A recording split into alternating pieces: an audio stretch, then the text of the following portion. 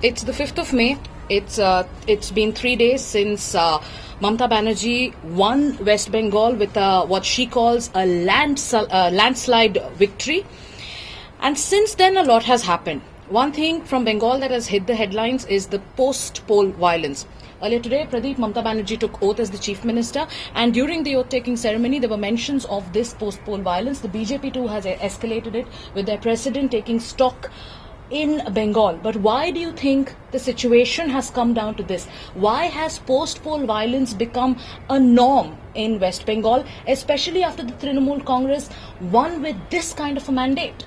Well, Sagarika, first of all, I think I have not seen such a scale of violence where reports and videos you've seen of murders taking place, of people losing their life in any other state. So, right. Chief Minister says that it happens in every other state. I have not come across this. Number two, you've seen people fleeing the state of West Bengal. And number three, you've seen selective targeting of the Hindus, particularly in the post-poll violence. If you take out the people who lost their life, and also you've seen selective targeting of people who, at least the reports which we've seen on the ground and reports which we've seen in the media, of those who are not with the Trinamool Congress and those who've, unfurled the flag of the BJP or any opposition party. This represents that if you dare to take out the flag, or if you dare to pick up the flag of any other party apart from the Trinamool Congress, this is what the fate you can get in Bengal. So I think it is a selective message, or a very targeted message, which is given to those who dare to bring political opposition in Bengal. Pradeep, Trinamool Congress के जो senior leaders हैं, उनके जो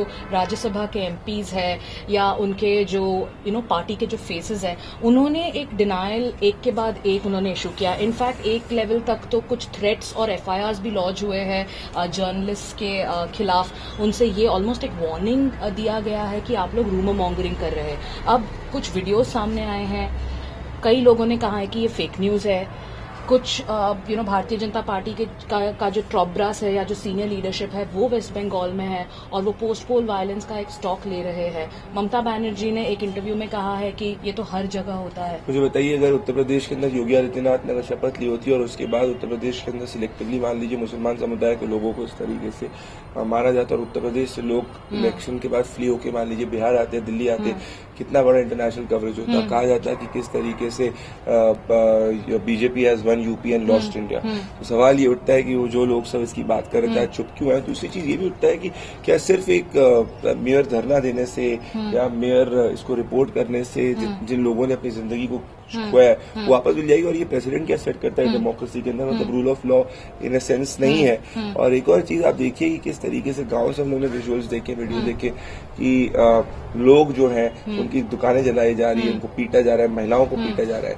तो इसका एक मैंने ऐसा प्रेसिडेंट नहीं देखा है. और शौक तो मैं इस बात पे हूँ कि इसको स्केल पे रिपोर्ट भी नहीं किया जा रहा. मतलब लोग असम के अंदर, हिमंत बिस्वा शर्मा ट्वीट किए, असम के अंदर लोग बंगाल से आ रहे हैं फ्ली करके.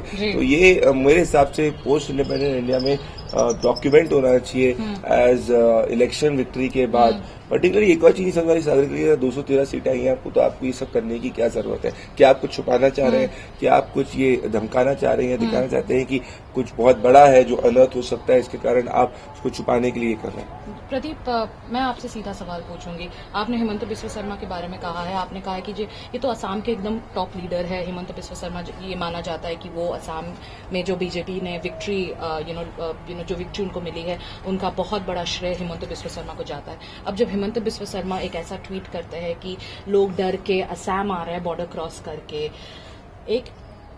क्या कहीं ना कहीं ये जो हो रहा है, क्योंकि सारा जो एलिगेशन है, जो ब्लेम गेम है, एट एवरी लेवल इस पे तृणमूल कांग्रेस के ऊपर फिंगर पॉइंट किया जा रहा है, क्या कहीं ना कहीं when law and order is in shambles and when the allegation is on the cadre of the ruling party, क्या ऐसा हो सकता है कि it is being done without the support or the tacit support or the silent support of the ruling party? Impossible. I think impossible if the allegations which the BJP is saying comes out to be. It is impossible. Sagar, you've been a very experienced journalist. I don't think that it is possible. अब इसमें ममता बनर्जी कह रही है कि मेरे पास rule of अभी आया है, तो तब तक इलेक्शन कमीशन क्या कर रही थी, क्यों होने दिया? अगर ऐसा है तो इलेक्शन कमीशन को स्पेसिफिकेशन और क्लैरिफिकेशन देना चाहिए. पर बड़ी बात क्या है? बड़ी बात यह है कि देश के इतिहास में मैंने कभी नहीं देखा कि 213 सीटों के बाद कोई पार्टी जो आती है, कोई दूसरे राज्य में, तो मैंने नहीं देखा कि कोई पार्टी, मान लीजिए नरेंद्र मोदी 314 सीट लेके जब 2019 में चुनाव जीते और मान लीजिए हर पॉलिटिकल ओपोनेंट को इस तरीके से घर जलाया जाते, पीटा जाता, मारा जाता, तो क्या पॉलिटिकल प्रेसिडेंट होता? वॉशिंगटन पोस्ट लेके, न्यूयॉर्क टाइम्स लेके, अखबारों के फ्रंट पेज पे क्या होता? टेलीग्राफ ने लिखा था कि इंक्लूसिव बंगाल ने वोट किया है ऑल, तो ये ऑल क्या है? सो पर इसके साथ में मेरा ये सवाल है कि सेंटर पे जो पार्टी है और 300 से ज्यादा सीट बैठी पड़ी है, प्रधानमंत्री ने उन्होंने को फोन किया, क्या कॉन्स्टिट्यूशनली और कुछ भी किया जा सकता था? ये सवाल उठता है क्योंकि एक मैसेज सेट कर रहा है कि बंगाल के अंदर किसी ने भी अगर तृणमूल कांग्रेस के अलावा कोई दूसरा झंडा उठाया तो उसके साथ इसको ये हश्र का सामना करना पड़ेगा। वो चाहे प्री इलेक्शन वायलेंस हो या पोस्ट पोल वायलेंस हो, हमेशा एक नैरेटिव चाहे पॉलिटिकल एनालिस्ट की तरफ से आया हो, पॉलिटिशियंस की तरफ से आया हो, या आजकल सोशल मीडिया पे भी जो नैरेटिव चलता आ रहा है कि वायलेंस या political violence has been normalised. पर क्या ये सिर्फ पॉलिटिकल वायलेंस है? क्या ये कम्युनल वायलेंस है? क्योंकि कुछ वीडियोस ऐसे उभर के आए हैं जिनको हमने इंडिपेंडेंटली वेरीफाई नहीं किया है, पर एलिगेशंस बहुत ग्रिम है। ये कहा जा रहा है कि जो हिंदू समुदाय के लोग हैं, स्पेशली जिन्होंने भारतीय जनता पार्टी को सपोर्ट किया है, उनको सेलेक्टिवली टारगेट किया जा रहा है। Do you think this is more communal than political? I think it is more communal than political. It is just not communal, and I also think that it is a message that see. I think the ruling party, according to me, if you ask me, that if it was so confident of winning the elections in Bengal, I never saw such a desperate campaign. I have never seen in my past that a chief minister loses her own seat with a margin of more than 1,200 votes and goes ahead to win form the government with 3/4 majority. तो अगर ऐसा हो रहा है और अगर ऐसा हुआ है, अब जिस तरीके से रिजल्ट और नतीजे आए हैं, और उसके बाद इस तरीके से सिलेक्टिवली हिंदू समुदाय के लोगों ने, पर्टिकुलरली उनने जिसने बीजेपी को वोट किया है, उनको अगर इस तरीके से रिपोर्ट्स जो ग्राउंड पे मारा जा रहा है, उनके घर जलाए जा रहे हैं, प्रॉपर्टी जलाई जा रही है, दूसरी तरफ जा रहे हैं, तो ये मेरे हिसाब से एक पूरी स्ट्रैटेजी के तहत हो रहा है। ऐसा नहीं हो सकता कि स्पोरेडिकली बस हो जाए, क्योंकि स्पोरेडिक कोई चीज होती नहीं है और इतने टाइम तक नहीं चलती है और इतनी सारी जगह नहीं हो सकती।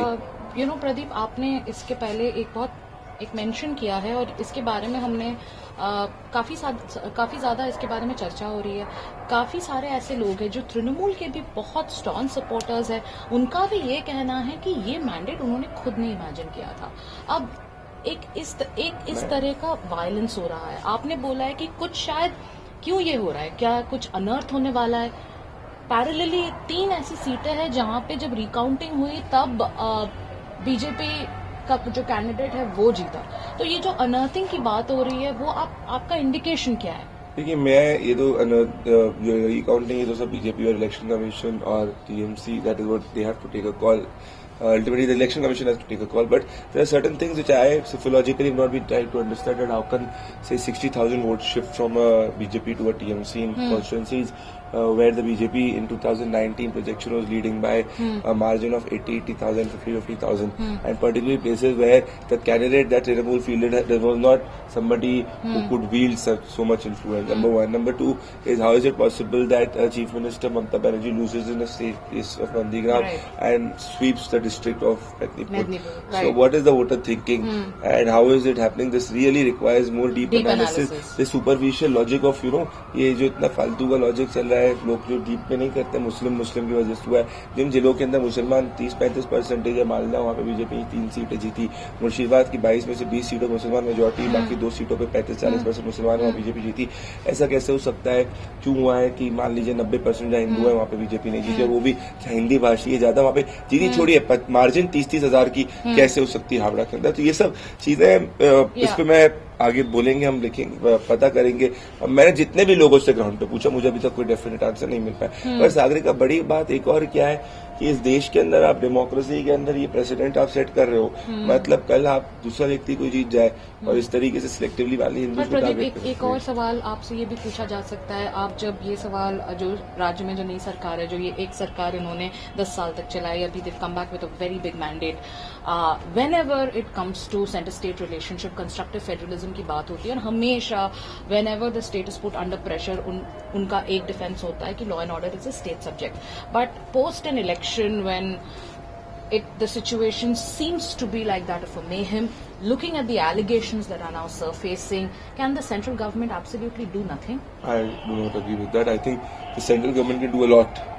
So kahin na kahin, does the buck also stop with the central government Yes. when the country at this point of You time can't- is also fighting an unprecedented health emergency? Also, Sadik, on the health emergency, a lot of people were saying that, COVID, because of COVID, the BJP did not get votes. The result has come as if the BJP in phase 1 and 2 TMC has swept. That was against the TMC's narrative also. What was the TMC's narrative? That from phase 3 the TMC started to pick in. Yeah. Here it has been completely counter to that. कि phase 1 और 2 में TMC ने sweep किया और हर state TMC, हर phase TMC जीती और जीती भी इतनी ज्यादा मार्जिन से जीती तो लेटेस्ट मैं उस पे बारे में और लिखना चाहता हूँ और चाहता हूँ कि लोग इस पे इसको डीप एनालिसिस किया जाए इस बारे में और बात रही Pradeep, at this point of time, who has a bigger challenge?